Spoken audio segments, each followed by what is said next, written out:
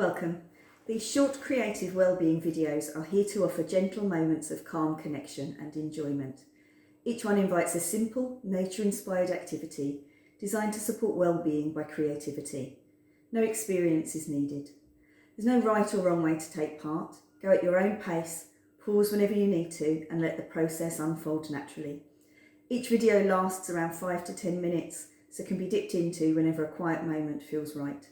These sessions are about comfort, presence, and finding small sparks of joy in the everyday, a chance to slow down, notice and create in a way that feels easy and kind. So take a breath, settle in, and when you're ready, let's begin the activity together. So my invitation today is for us to do some nature weaving. Now, normally weaving is something that's done on a loom and with fabrics and fibres. Here's an example of one that I've done before, and you can see I've used different yarns and textures, and this is on a pre-made loom. Nature weaving is a little bit different in that we make our own loom or frame, and obviously nature doesn't come in nice bundles of yarn, so it's not going to look as perfect, but that's part of the joy of this process. So here I've made a frame just out of some twigs that I found in my garden, and I've just tied them as tightly as I can with some garden string. I'm just going to finish this last one off so you can see what I'm doing here. I'm just winding it around and going in different directions to really try and hold that in place as tight as I can get. You will get a little bit of movement in the frame, which just adds to the wonky joy of it all.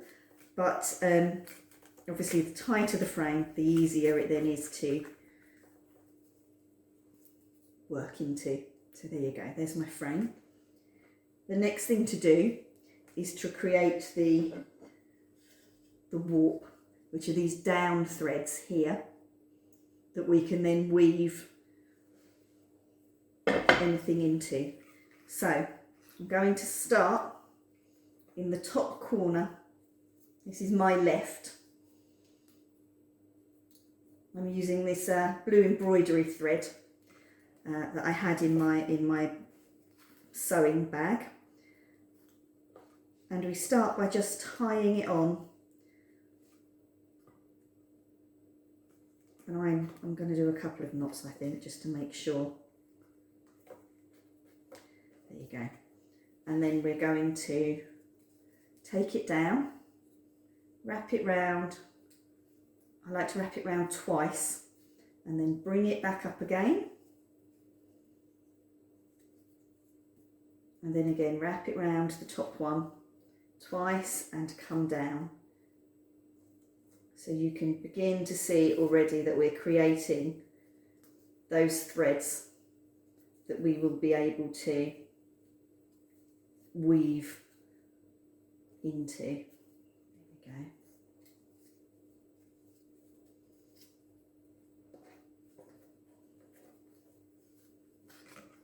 So it's early spring here in the UK, so there isn't an awful lot of green and flowering things to be found, but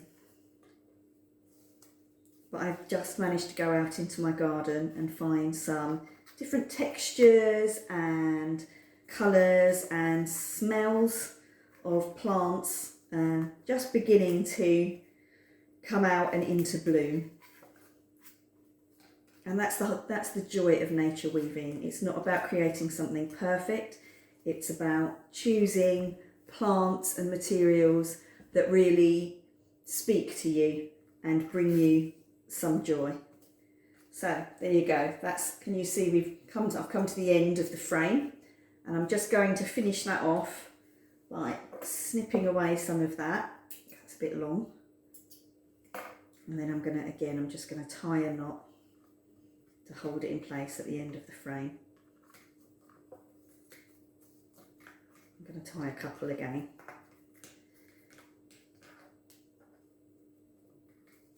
There we are. So now we can start choosing what we want to weave into this. And I think for me, I don't think of this so much as a perfect piece of weaving like we'd get with yarn. It's more an expression of a moment, an expression of the time of year, or maybe things we might have found on a walk.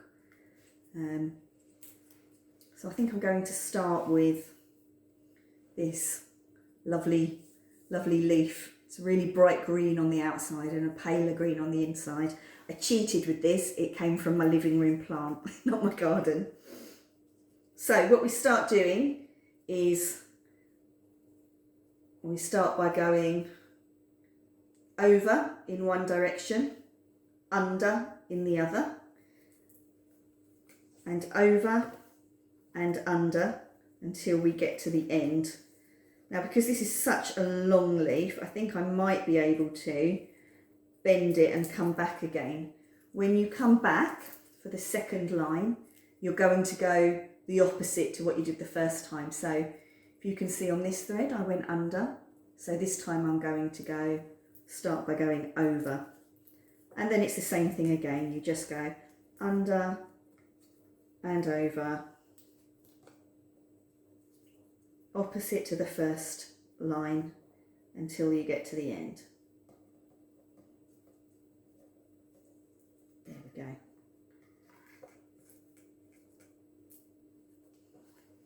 There you go. So that's my first two completed. I think next I might try some of this red plant that I found. Beautiful. It's just beginning there, you can see on this one, look, as it's spring here. Just see the first little buds coming. Tiny little flowers beginning to peek out. And it's the same again, so that last row I finished on an under, so I will start this one by going over. So it's always the opposite to the row above. And then we're just going to go over and under. Now I don't know that this will bend, so I think what I might do is snip it, if it will cut, and then do a second row. I'm going to try and do it and keep all of these leaves and buds on there because I think that's lovely, and part of it being, you know, this being a spring weaving. So again, I'm going to do the opposite to this row. So this one ended on it coming over, so I'm going to go under to start with. There we are.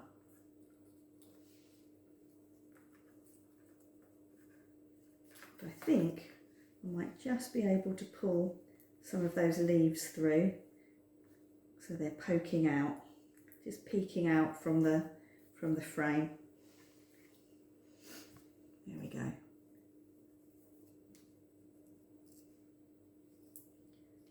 And as you can see, the shape of the leaves and the shape of the twigs and the branches that we use will create a pattern itself within the frame.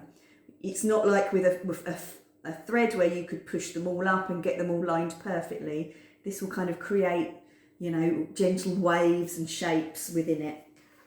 I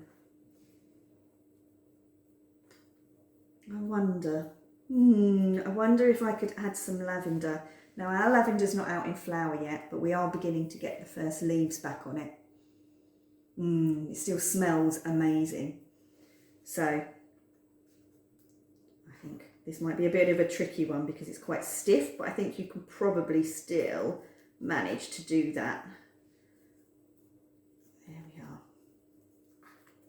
There we are. I'll just pull that through a bit. Yeah. So then we've got some lovely lavender, which again is poking out from the threads. And you can see the difference in colours there with the really bright green and then this beautiful deep red and then that silvery green of the lavender. And you can keep doing this until the whole frame is full. And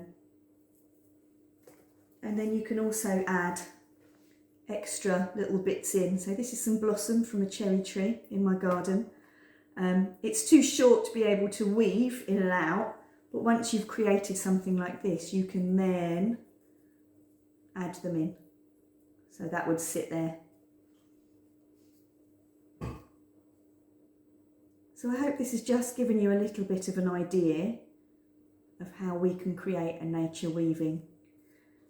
And obviously, because this is with things that have come from the garden, if I leave this in my house, it will change over time. You know, some of this might turn a different colour and the texture of it might change, but that's the beauty of working with nature, is seeing those changes happen.